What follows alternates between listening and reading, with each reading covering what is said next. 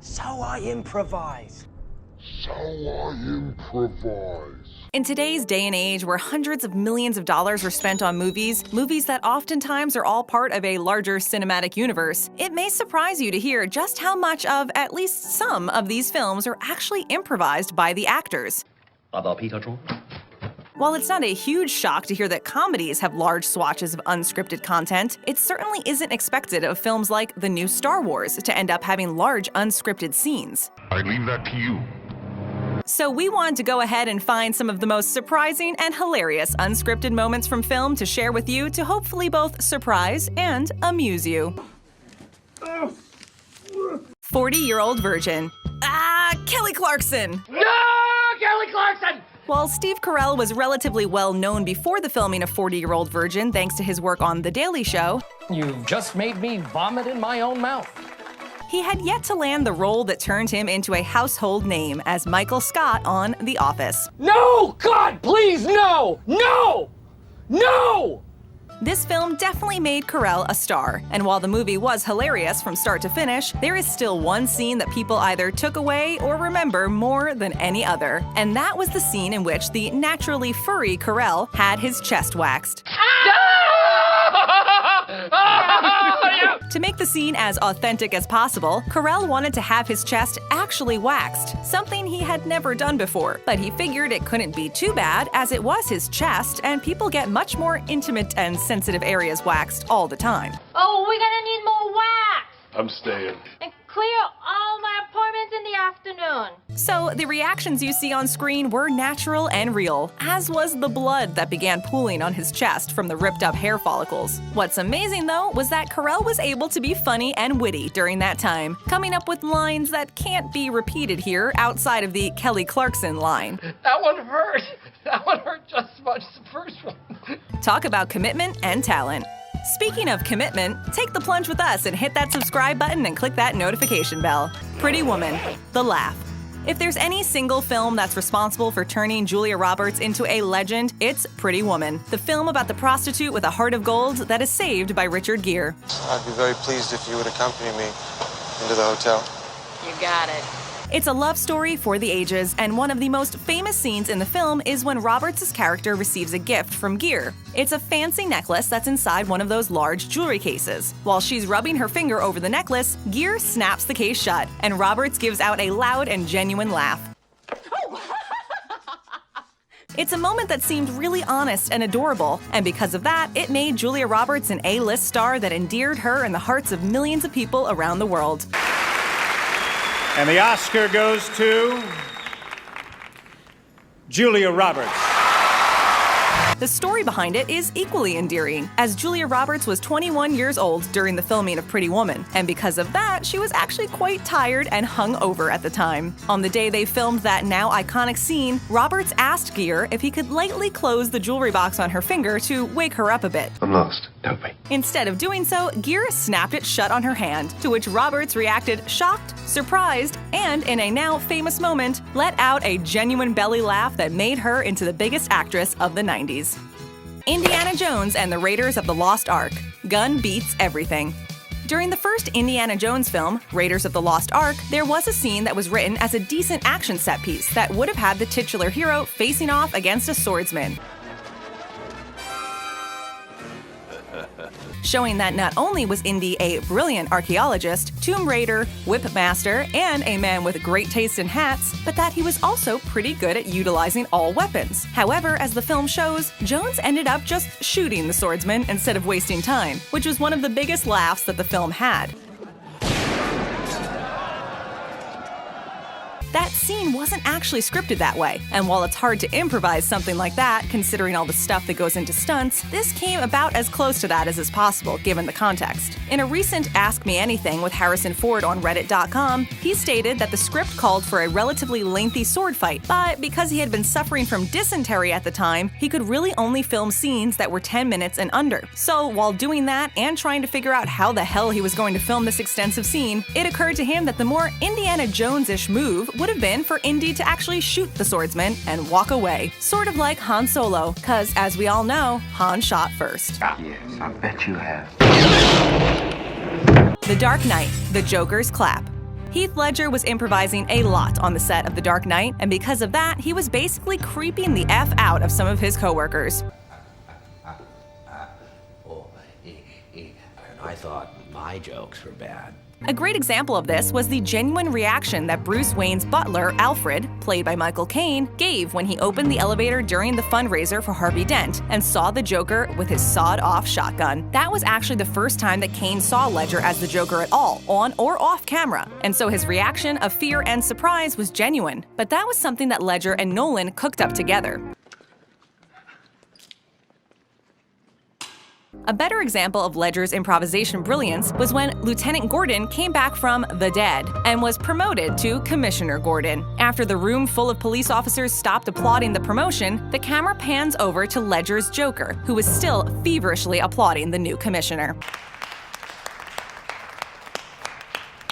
That wasn't in the script and was something that Ledger thought up on the spot, bringing one of the few laughs to the otherwise dark film and showing people that he played the best Joker that there ever was and really ever will be.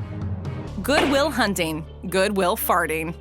It's probably not a huge surprise to hear that the late, great Robin Williams was an improv master, and while Good Will Hunting, the film that won him the Oscar for Best Supporting Actor, is a drama, there is one scene that is so heartfelt and funny that upon hearing that it was entirely improvised and thus extra genuine, you'll probably exclaim, "I knew it!" I knew it! The scene in question revolves around Robin Williams discussing his dead wife and how she'd wake herself up by farting. And even though Matt Damon is one of the best actors of his generation, you can tell that those weren't acted laughs, but genuine, nostril-flaring, all-out, gut-busting laughs, because that's exactly what they were. I used to fart in the sleep.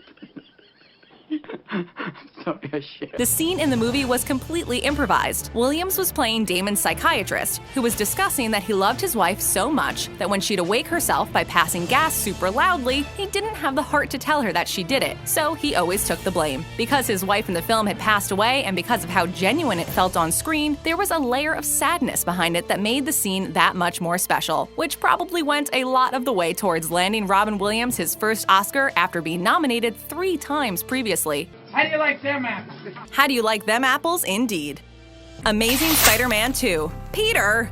Say what you will about Amazing Spider-Man 2, but one thing most people can agree upon is that the relationship between Peter Parker and Gwen Stacy was really well done in those films.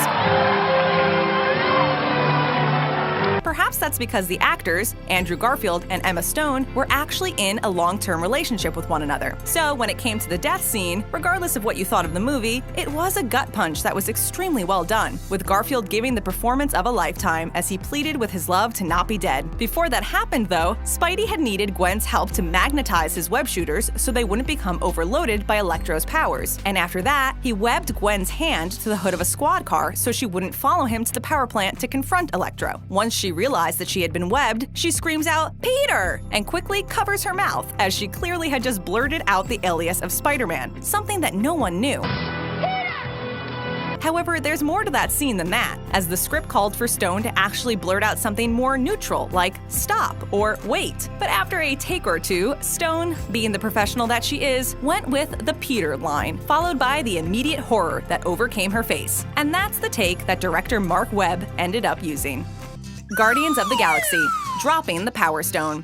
In terms of the Infinity Stones in the Marvel Cinematic Universe, the most powerful of the Infinity Stones is the Power Stone, an item that is so powerful that it's capable of destroying most anything that it touches, up to and including planets. That's perhaps why Thanos decides to go for it first, as it would make his job a lot easier since it has the capability of increasing how powerful the other stones in the Infinity Gauntlet are as well. The plot of the first Guardians of the Galaxy movie is that Thanos has tasked Ronan the Accuser with retrieving the stone for him. The only problem comes from the fact that a Ravager named Star-Lord, who Star-Lord, man. ended up finding the Infinity Stone first, which starts the plot of the movie. But considering how powerful the stone is, you'd think that the characters in the movie would have treated it with kid gloves. However, there's a scene where Star-Lord almost dropped the orb that contained the purple Power Stone before presenting it to the Collector.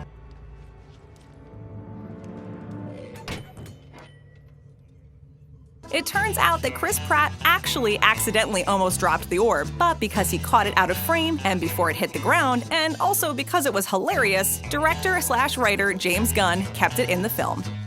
Thor: The Dark World, hanging a hammer. In Avengers: Age of Ultron, there are all sorts of debates between the human Avengers as to whether or not inanimate objects need to be worthy to lift Thor's enchanted hammer Mjolnir. They could have also wondered whether or not a coat rack is worthy, as in the much maligned, at least in terms of the MCU properties, Thor: The Dark World did, since Thor hangs Mjolnir on a coat rack at Jane Foster's apartment in London, England. You can't just leave like that. The whole world is going crazy. All the stuff we saw is spreading. Considering the fact that Mjolnir was forged in the heart of a dying star, you'd think that Mjolnir would be extremely dense and thus extremely heavy. The scene was hilarious and actually improvised by Hemsworth himself, something that there definitely wasn't enough of in the first two Thor films. This drink, I like it. I know, it's great, right? Another! It was actually scenes like this that led the director of the third Thor film, Taika Waititi, to give Hemsworth more freedom in front of the camera, as he said that Hemsworth was not only incredibly good-looking, but charming and hilarious as well. I'll be back around shortly. Do I really feel like we were connecting there? Yeah. Okay, so Ragnarok. Tell me about that. That led to upwards of 80% of the third film, Ragnarok, being improvised, and the audience was all the happier for it. So it's that coat rack scene that you have to thank for the genius that was Ragnarok. That's what. Bridesmaids, Melissa McCarthy. Melissa McCarthy very well could be the biggest comedic star on the planet right now, and 2011 was her breakout year, as she was cast in Mike and Molly, and she co-starred in the smash hit Bridesmaids. In that movie, she was so hilarious in this semi-raunchy comedy that she was actually nominated for an Oscar. I took 2 dogs already. They're in the back of my van. Think about that. She was nominated for an Oscar in a film where she pooped in a sink and screamed that it was like lava. The truth is that she actually improvised most of her dialogue in that film, with the best example coming from the scene on the airplane, where she identifies the air marshal and attempts to seduce him while he denies being an air marshal and seems relatively disinterested. The apex of the scene comes when McCarthy shows her physical talents by putting her leg well above her head to showcase the heat coming from her nether regions. She does end up landing the man in the end, who happened to be her real-life husband. You feel that steam heat coming? That's from my undercarriage. Okay. Anchorman. Milk was a bad choice. There wouldn't be a top list of improvised moments from movies without Anchorman. Anchorman is probably the most iconic and beloved comedy of the aughts, and there is a good reason, or 100 good reasons for that, as it's hilarious from top to bottom, mainly because it's Will Ferrell firing on all cylinders while surrounded by some of the top comedic minds of the time. I don't know what we're yelling about! While it's really hard to find one moment that tops them all, and even harder to comprehend how they ever got this film completed, as the blooper reel is hysterical, it really just boils down to personal taste and what tickles your funny bone the most. We think it has to be the moment where Ron, in the middle of 100-degree weather, was chugging milk with a full beard in what was basically a way by co-writer and director Adam McKay to show that Ron had hit rock bottom, and because it just looks gross. The improv came on the last take, when Ron added to the scene, It's so damn hot. Milk was a bad choice. Before you go sign up for your own improv classes, hit that subscribe button and click that notification bell. And since you're here, don't go anywhere and check out some of our other videos.